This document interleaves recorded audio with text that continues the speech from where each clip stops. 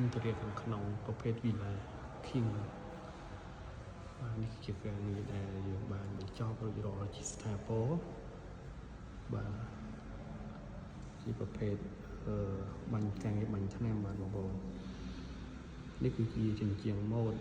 ដែលមានរយៈកម្ពស់រហូតដល់9 ម៉ែត្រកន្លះបងប្អូនបាទកម្ពស់វាមានកម្ពស់ដល់9 ម៉ែត្រកន្លះហើយសម្រាប់ពីដានវិញគឺយើង design ជារាងពងក្រពើមាន3ស្រទាប់បាទទឹកដៃជាងគឺល្អមែនទែនបងប្អូនបាទគាត់ធ្វើបានស្អាតគឺម្ចាស់គម្រោងគាត់មានការពេញចិត្តជាខ្លាំងទៅលើទឹកដៃនិងគុណភាពការងាររបស់គាត់បាទនេះគឺជាជ្រីកជញ្ជាំងម៉ូដបងប្អូនគឺភ្លឹងតែម្ដងបាទបាទយកពេលកម្ពស់វា9 ម៉ែត្របងប្អូនបាទពូមែនទែន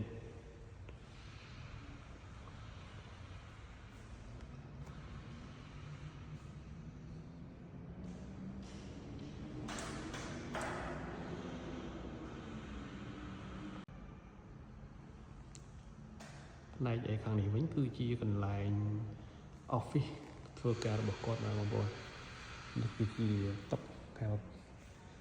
កន្លែងគាត់ធ្វើការដាក់កុំព្យូទ័រដាក់អីចឹងបងប្អូនបាទគឺយើងធ្វើការបិទបាំងបន្ទាប់ពីបញ្ចប់ការងាររួចរាល់ 100% ដើម្បីជៀសវាងការប្រឡាក់ធូលីអញ្ចឹងណាបងប្អូនបាទនេះគឺជាទូដែលគាត់ស្រឡាញ់ពណ៌ទឹកប៊ិចស្រស់ស្អាតយ៉ាងដែរបងប្អូនបាទពណ៌នេះវាមើលទៅអត់សូវសាំ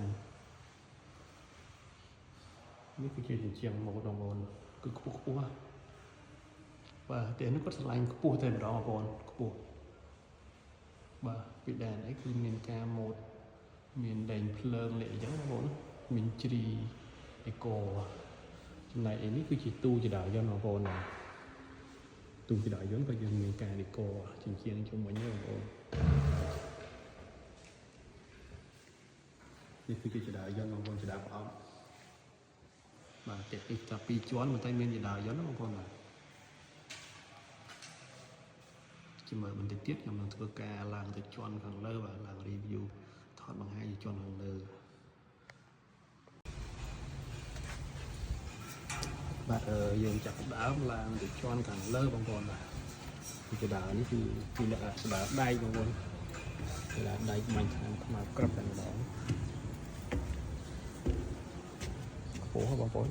9 ម៉ែត្រពីជាន់ហ្នឹងទៅដល់ពីក្រោមទៅដល់ជាន់នេះគឺ9 ម៉ែត្រកន្លះបងប្អូនខ្ញុំចដាយើងធ្វើពីកាច់អានេះគឺវាងពេលដាច់ភ្លើងបងប្អូនដាច់ភ្លើងគាត់ប្រើចដាយន្តកាត់គឺគាត់ឡើងចដាជើងនេះបងដើម្បី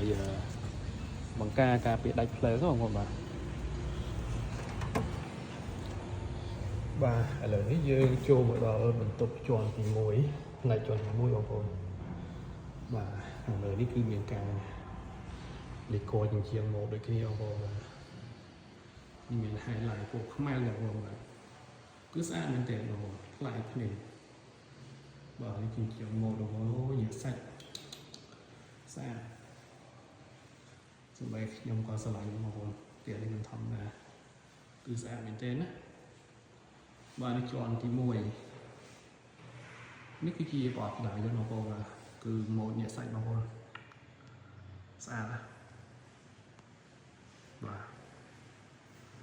ជាដៃយន្តបាទ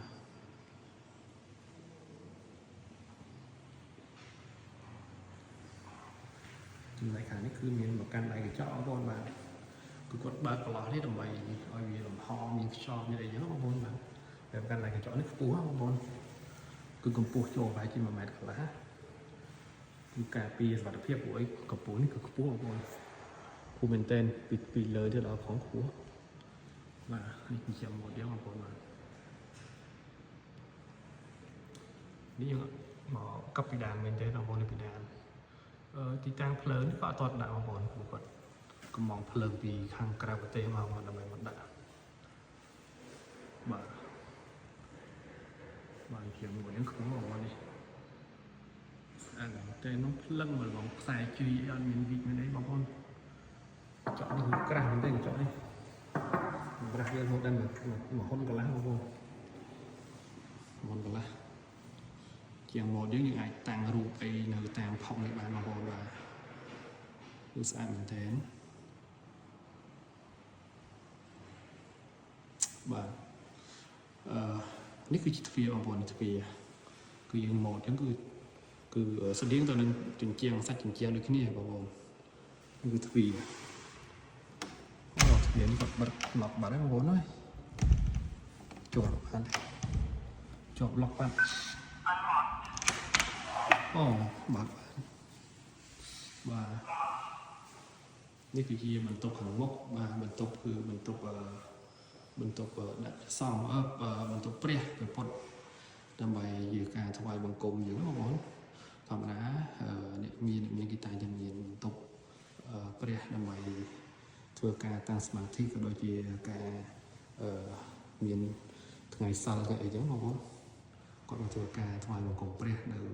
បន្ទប់ផ្ទះគាត់ផ្ទាល់តែម្ដងបងប្អូននេះគឺញាក់សាច់តែម្ដងបងប្អូនបាទស្អាតមែនទែនគឺមានការរចនាម៉ូដជាថ្នាក់3ថ្នាក់4ថ្នាក់បងប្អូនទៅថ្នាក់ដាក់ព្រះអង្គហើយខាងគីនេះគឺមានចាក់ម៉ូដទាំងបងប្អូនបាទ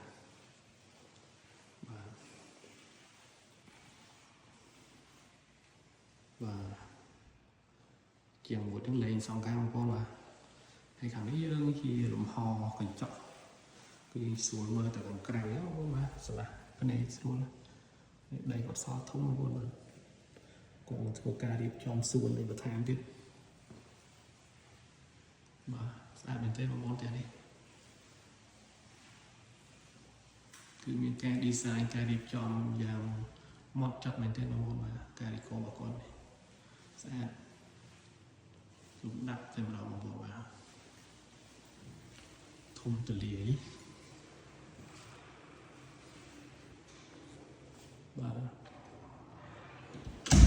ជាប់នេះខ្ពស់មែនទេបងប្អូនអើយគឺសន្លឹមតែម្ដងបាទអរគុណច្រើនបងប្អូនដែលបានតាមដានវីដេអូរបស់ខ្ញុំតាំងពីដើមរហូតដល់ចប់បាទសូមអរគុណនិងសូមជម្រាបលាសូមបងប្អូនជួយ Subscribe និង Like page Subscribe page របស់បងប្អូនផងបាទបងប្អូននឹងទទួលបានវីដេអូថ្មីបន្ថែមបងនឹងខំថតវីដេអូស្អាតបន្ថែមដើម្បីតម្លាក់ចូលបងប្អូនទស្សនាបាទអរគុណច្រើនបងប្អូនបាទ